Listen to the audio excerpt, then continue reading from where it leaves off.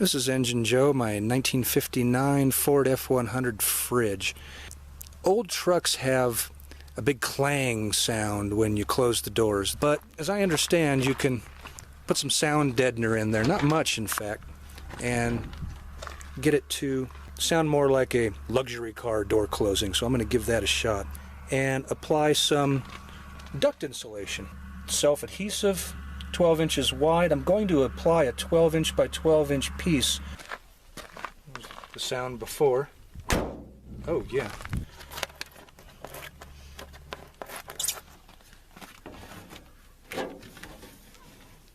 I'm also going to apply a piece on the access panel. Okay, panel reinstalled. Let's give it a listen. Clunk. No, nice. Okay, that sounds really good. That's a big improvement.